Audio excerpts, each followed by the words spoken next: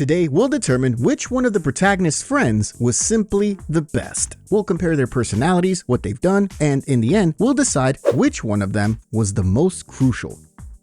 Roman Bellic, when it comes to helpfulness or usefulness, at first seems like a complete failure. Roman was like a tie, and additionally, he kept littering away all Nico's hard-earned money on gambling. All of Nico's risking and dangerous work was wasted on card games and watching titties at a local strip club. Now, a cutscene time, which perfectly shows what one felt like doing while watching the behavior of that guy. However, Roman's real value was the emotional one, mainly because the family had a very high position in Nico's values hierarchy. Moreover, the guy fought in a war, so the need to take care of your close ones was very strong in this case. Roman was, for Nico, somebody for whom he wanted to live and act. Nico was someone who was mentally ruined. He didn't really believe he could ever be happy, and he carried a whole set of negative experiences. Therefore, Roman's happiness became his life motivation. Unfortunately, it often resulted in Nico wanting to gain even more and more money for him and his cousin, getting himself even deeper into the underworld, which then later paradoxically ricocheted off at his cousin, who got kidnapped, shot at the wedding, got his apartment and business burnt down, and so on.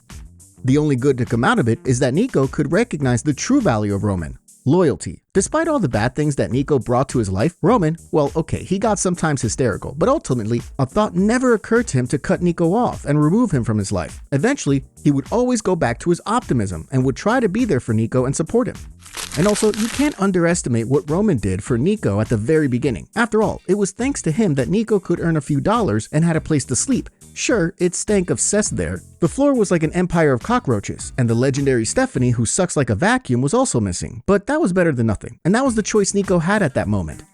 Now, little Jacob. Nico met Jacob while working as a taxi driver for Rome. Jacob's way of being, his directness, and his whole demeanor created an impression from the very beginning that he's someone trustworthy. Sure, it was often unknown what he's saying, and you could smell ganja a mile around him, but he had this thing about him which made you think that he's a good and loyal guy. His loyalty was even more emphasized while observing his relationship with Badman. Even though Badman ever more often made irrational and weird decisions, Jacob still remained by his side and never even thought of setting him up. Already, from the very first contact between Nico and Jacob, it was obvious that the two men would get along well. Nico first helped Jacob by running a couple of errands for him, and then Jacob offered Nico regular work, knowing that he was in need of money. Jacob simply never stopped thinking about Nico. Sure, he knew that Nico could help him and that he's a useful man, but it wasn't that Jacob only looked at how he could capitalize on Nico's skills.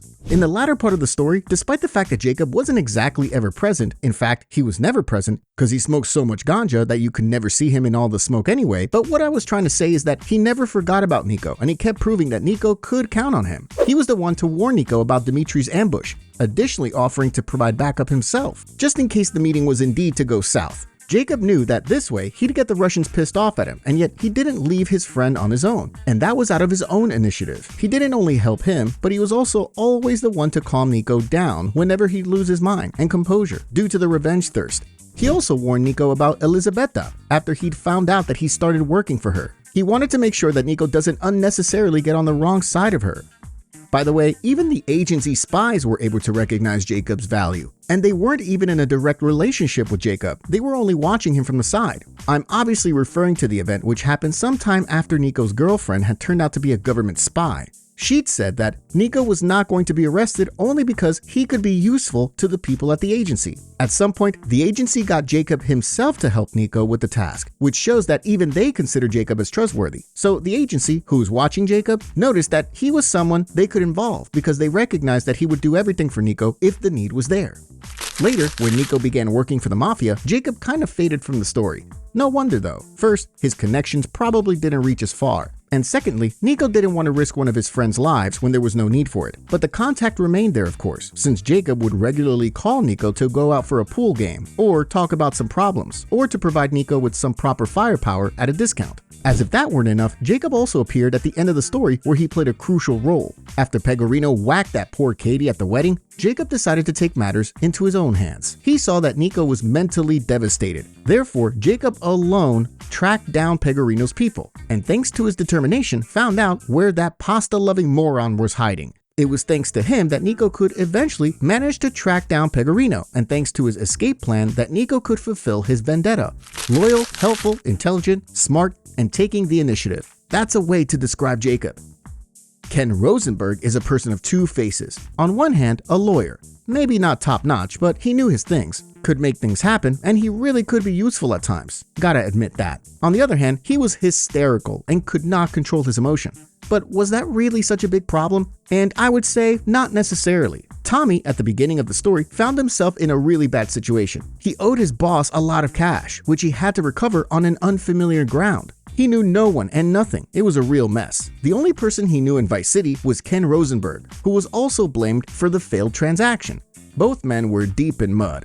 And as much as 90% of things Ken said were absolutely useless, hysterical rants. In the other 10%, he provided Tommy with information absolutely crucial in taking further steps. Ken, above all things, introduced Tommy to a few influential people in the city, first of whom was Colonel Cortez. Not only could Tommy earn a little extra by him, but Cortez also turned out to be a gateway to Diaz, whom Tommy needed to defeat on his way to the top. I often mention how Tommy's work for Diaz helped him understand how the coke market functions. Tommy learned off him, which was very crucial, and then he simply took over his place. Going back to Ken, it was thanks to him that he met Kent Paul, an amazing informer on the local ground, who gave him a trail in terms of the missing merchandise. That trail turned out to be doubly helpful because Tommy met Lance while investigating it, who helped Tommy take over Diaz's circus and then to manage it. Yet another crucial contact from Ken Rosenberg was Avery Carrington, thanks to whom he learned a lot about properties, which were crucial in laundering drug money and secured Tommy's capital in the case of a value loss. Later, Ken disappeared from our screens for a good while story-wise. However, he still was playing an important role in Tommy's gang. It was him who took care of all the legal matters and the money laundering in the background. Whether he did that out of comfort or out of fear, that's another discussion. Was he loyal in all this? Well, it depends how we look at it. From the perspective of the Forelli Mafia, Ken was not loyal one bit. But from Tommy's perspective, he sure was. Still, as a good friend, advisor, and lawyer, Ken was doing a good job. His biggest weakness turned out to be the weakness towards the white, dusted, contemporaneous street in Vice City, which eventually resulted in him being kicked out of the gang by Tommy. 8-Ball may seem a surprising position in this comparison, but he provided good reasons for it. Despite playing an episodical role, it was also crucial, and that's for two different protagonists. When it comes to GTA 3, he appeared in only 2 quests. Seems minor, but it wasn't. It was after all thanks to him that Claude began his work for the Leone Mafia, which happened at the very beginning through Luigi. It was in the ranks in that organization that Claude earned a lot of money and developed a reputation, which later bought him tickets to working for various other criminal organizations and personas in the city. 8-Ball contributed even more to the success of Mike from GTA Advance. Mikey, whose partner was just only killed, was left on its own with no money. 8-Ball, who had recently forged him and his partner fake IDs, gave him a helping hand, and he didn't do that for any benefits. He simply saw that Mike found himself in an unenviable situation. Thus, he offered him work and launched an investigation as to who had killed his partner. His investigation ended successfully, as he eventually provided Mike with the trail, and while he was searching for it, Mike had to work only because of 8-Ball, and at the end, he said that he didn't expect a thing from Mike for all that. So 8-Ball was a very helpful man, who would do the necessary to help out a guy in need. Over time, 8-Ball never forgot about Mike either. As soon as he found out that Mike found himself on the hit list of dangerous gangsters in town, he contacted and warned him. And minutes after, the cartel appeared at the scene, who wanted to unrightfully exact revenge on Mike for their leader's death. During the attack, 8-Ball got injured, but told Mike to escape without him, confirming that despite being in the underworld, he had a particularly good heart. And GTA LCS kind of ruins it, because it was 8-Ball who prepared the explosives, which Donald Love used to kill many innocent people, leaving the survivors without their livelihoods. I see 2 options here. The option 1, 8-Ball wasn't informed about anything, and he didn't know that the explosives were going to be used for such a lethal undertaking. The option number 2, he had selective morality, meaning that he was good towards people he knew and whom he knew he could trust, but didn't care about random victims. Either way, for the game's protagonists, 8-Ball was always helpful and straight, and people like Claude and Mikey have a lot to thank him for. With Cesar Villapando, it became immediately obvious that he didn't waste time on feudal scuffles, but came straight to solving a problem. As soon as he met CJ, he immediately found them something to do together, where CJ could earn a little extra as well as take a break from the negative aura at Grove Street, which was caused not only by Beverly's death, but also the falling apart family's gang. If one of the missions hadn't been cut, we would have even seen him in action, tuning CJ his ride. But looking at the later events, that was just a drop in the ocean. The acquaintance with Caesar soon turned out to be absolutely crucial. It was Caesar who did research on Smoke's betrayal, and he informed CJ about everything. Sure, you could say that a lot of good he did at the beginning stemmed from him loving Kendall, CJ's sister. However, once he saw that CJ was a good guy, he put all the intergangly prejudices aside and became a brother of choice for CJ. Their bond was tightened after Smoke's betrayal. It happened naturally because not only CJ's gang was affected by all the refurnishing that went down in LS, equally troublesome they were for the Aztecas, led by Caesar. CJ, Caesar, and Kendall all got stuck in the trailer in Angel Pine, trying to put their lives in order again. In such moments, it's not hard to build a strong bond. Caesar helped CJ massively during the countryside section. In fact, he helped him all the time. When it comes to the countryside though, he was the one to introduce CJ to Catalina. That crazy maniac, well, she was a crazy maniac, but it doesn't change the fact that CJ earned a few bucks with her.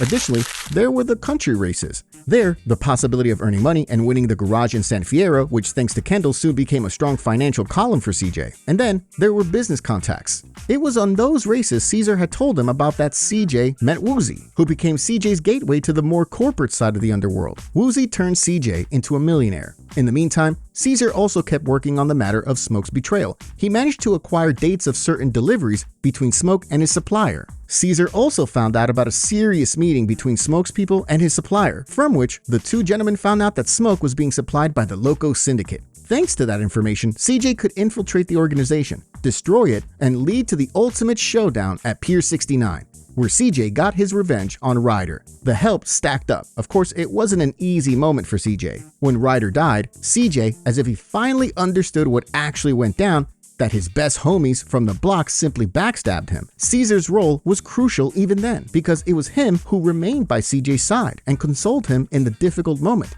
It was most likely thanks to his words that Carl understood that it isn't worth living in the past, and that he should focus on what's happening here and now. From that point on, he shifted his focus from Smoke's betrayal to working with Woozy, which led him to great personal and financial successes. In the meantime, of course, he tried to survive all the suicidal missions for Mike Torino, in one of which, by the way, Caesar helped him without a second hesitation. Caesar was really someone without whom CJ could not do, and on many stages of the story. He was well informed, had hard principles, hardworking, and ready to help regardless of the situation.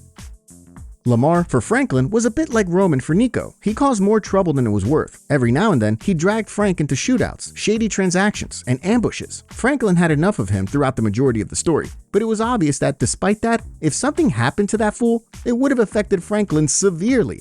But Lamar was an even bigger tie than Roman to Nico. And it was not that Lamar didn't want to help, absolutely not, quite the opposite. He wanted to help very badly, but Franklin never involved him because he was scared that Mr. Special Agent, or rather requiring special care, Lamar Davis, would pull off some stunt. Eventually, Lamar got involved anyway, when he caught Franklin on boosting cars for Devin Weston. Of course, Franklin was very quickly proven right for not involving Lamar in any serious jobs, because during the final transport of the cars, due to Lamar's lack of caution, the characters had to fight off the cops. However, Lamar somewhat compensated for all his screw-ups. See, at the end of the story, where Franklin, Michael, and Trevor had to fight the Merryweather and the Noose, Franklin asked Lamar for help. Lamar, who had no experience with such serious jobs, without a moment's hesitation, hurried up to Franklin, and effectively too. And I think that it's clear from that comparison that it'll be hard to take the gold medal away from Caesar. Jacob comes the nearest. He was also very good and helpful for Nico, but the scale and the amount of things Caesar helped CJ in undeniably confirms that Caesar was simply the best. Some characters had a great personality, some had good skills, and others were very keen to help, and yet others, even if they didn't help, were very good friends. Caesar didn't only have all those things, but he also showed it throughout the entire duration of the story. Thanks for watching. I encourage you to leave a comment with your thoughts. I thank the supporters for the financial help. Take care and see you soon.